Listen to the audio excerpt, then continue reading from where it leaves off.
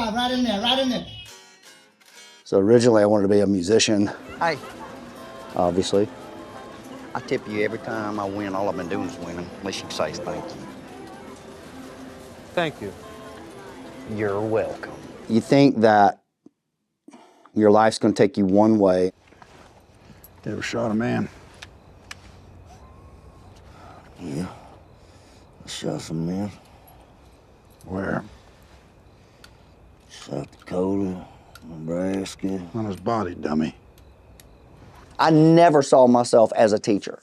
They have in their mind a certain vision as to how these lines are going to get delivered, and the right actor comes along and delivers them. And all you got to do is be Bill delivering these lines, and I promise you it will be even funnier. You are enough. And that goes for everybody in here. You are enough. I have a lot of knowledge in here, and I've got a lot of years underneath my belt. I promise this works. I believe you. I find it's a lot more fun to share it and see other people find joy than to keep it all to myself.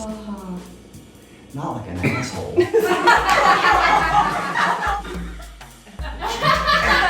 Oh my God, I'm gonna kill you. I'm gonna murder you.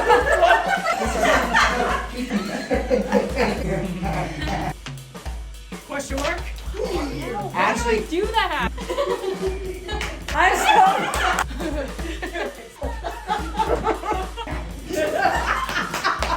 I've been attending Brad's acting classes for about 6 months, so I'm relatively new, but you would think that I had been going to class forever and I've known Brad and the rest of the students forever. It's a really great environment. He's very passionate. I mean, the class goes on 4 hours long. Once he's in the zone, he really gets into it, so he'll spend a lot of time focusing on you and having your undivided attention. So he's very passionate, and it's all from love. Truly. DC, if you don't commit, you're not gonna get it, okay? So, I don't have to watch that to know that I committed. Yeah. You know, I can feel that I committed.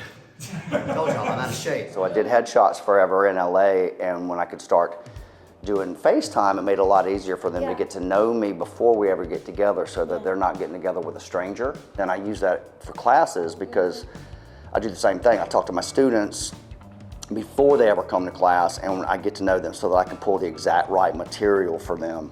And I'm pretty good. And he's very passionate about what he does and like investing into your life. Like seriously, it's all love. At the end of the day, it's all love. Aw, It is. I didn't even pay her to say this. She's paying me, actually. I'm gonna walk away so Melody can talk shit.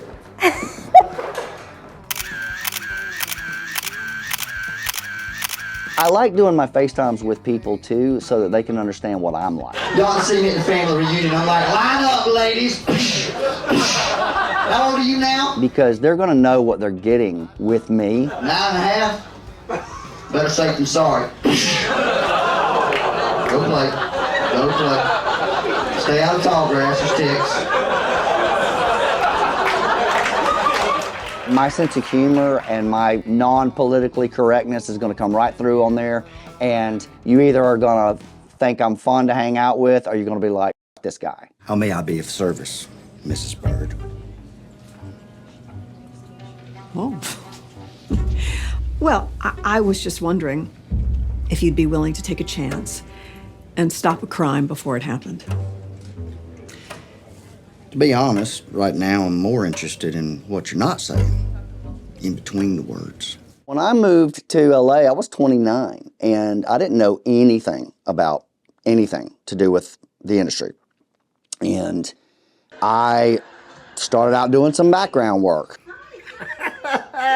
It took me a while to find the acting class I wanted to be in. I started studying with Christina Chauncey, who was my teacher for many, many years, and she specialized in on camera. And so I backdoored in. I started with on camera, which is the class that I'm doing. But I started in a class like that. I didn't know the difference. I didn't know I should do scene study, Meisner. I didn't know. You thought all acting classes were like that, yeah.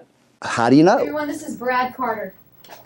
I have my very first tape of me being in class and slating for the first time and then doing my scene, and it is god awful. I'm so happy I have it. Brad Carter. One more time.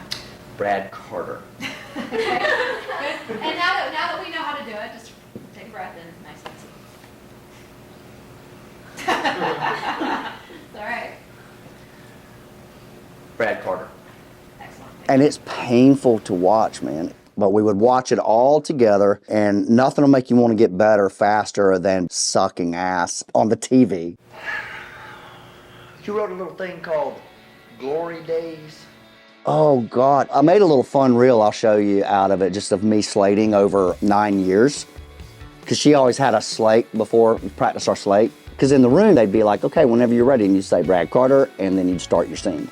What I loved about her is that she had been a working actress herself, and then she got into casting on the Reba show, I think it was. That's where I started, and I was god awful, and all I had ever done was Groundlings. Everything in there was big improv.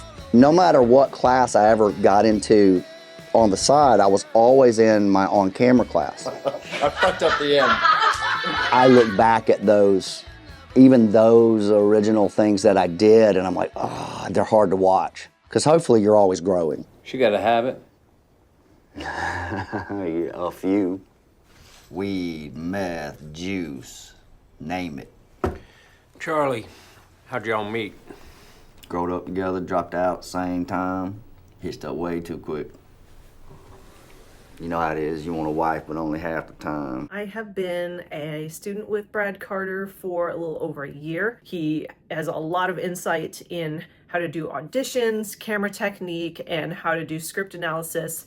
It's been really fun. Brad's class has given me the ability to feel like I can work as a professional and an actor in the industry. She's Scotty. Oh my God! That one was so bad. He's my absolute favorite teacher that I've ever been able to work with.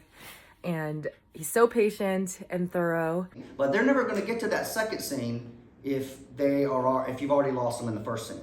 Make sense? Yeah. You may win an Oscar in that second scene, but they ain't going to see it. Mom, here's another mom. Here's another mom. There's a kid. There's a kid. There's a kid. What was the word, Andrew? Momentum. Thank you. Eyeballs. You forget what it's like to be the beginner, what it's like to be that person that gets their first thing, can't wait to call their parents or can't wait to tell somebody. And so getting to live that vicariously through them is really satisfying. What's up, man? I wanted to film this moment. Buddy. What's happening? I'm so excited, man. I'm so proud of you. I have students that have booked co-stars, their first co-stars. I have students that have booked their first guest stars. I have students that have booked their first series regular. Then like 2 more days went by. They're like, hey, you're pinned, you're on hold, just waiting for approval from the network. And then next day I got the call and they're like, you booked. Yeah, baby. I'm sorry. But you'll be dead before Stevie pulls your teeth, which is more than you fucking deserve. I started teaching because of a little girl that I shot her headshots, and I realized that she was being taught badly in Atlanta. Basically, people that had a one-time walk-on, one line on a show are now teaching. My heart broke for her, and so I said, here, let me try to fix this. There are so many people out there that are willing to take your money and teach you poorly, or they actually think that they are great teachers.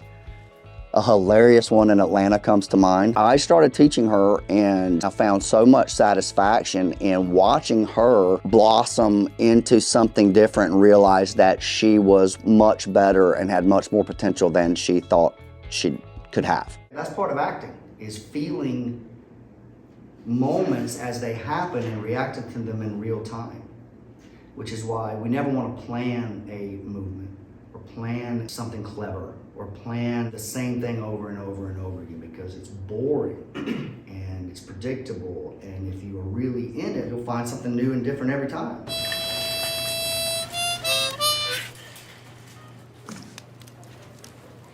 Get your own liquid gold.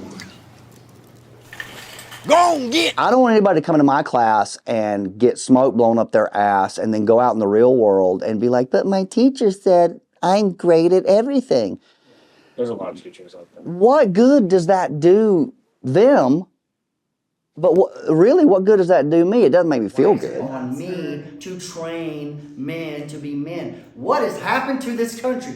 TikTok, I'll tell you, that's what happened. TikTok, whatever. Like, have some opinions and some points of view, right? Oprah ruined men, right? Like, whatever your POV is, Okay.